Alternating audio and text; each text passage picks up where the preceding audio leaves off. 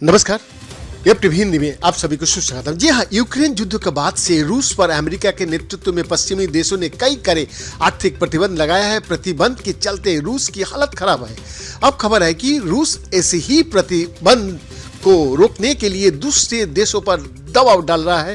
Kremlin पर्दे के पीछे भारत सहित अन्य देशों की सरकारी और सरकारों पर दबाव बना रहा है। इसके अलावा रक्षा और ऊर्जा सौदे का खत्म करने का धमकी भी दे रहा है।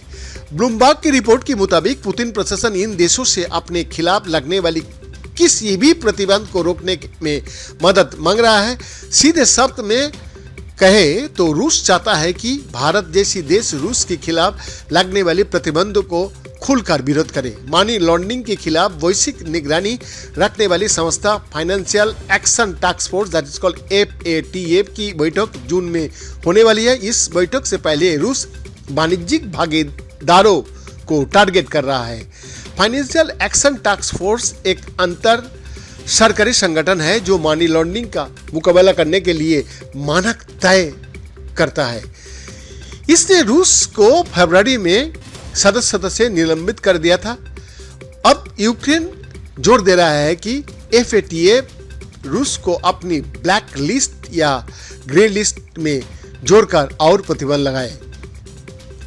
FATF द्वारा ब्लैक लिस्ट में डाले जाने से पुतिन की सरकार उत्तर कोरिया, ईरान और म्यांमार जैसे देशों की लिस्ट में शामिल हो जाएगी। ब्लैक लिस्ट में अभी केवल यही देश है।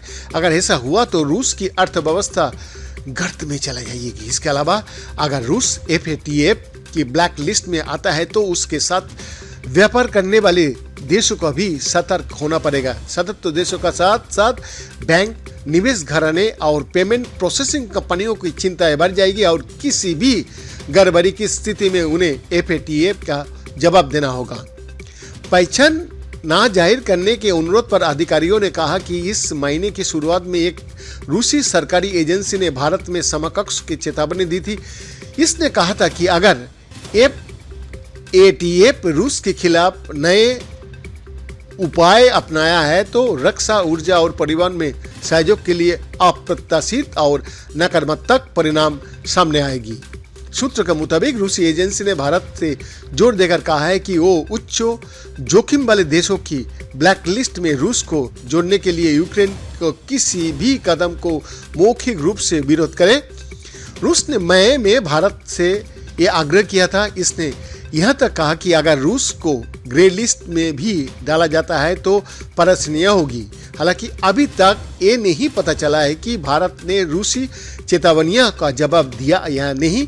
रूसी और भारतीय सरकार ने टिप्पणी करने की अनुरोध का जवाब नहीं दिया।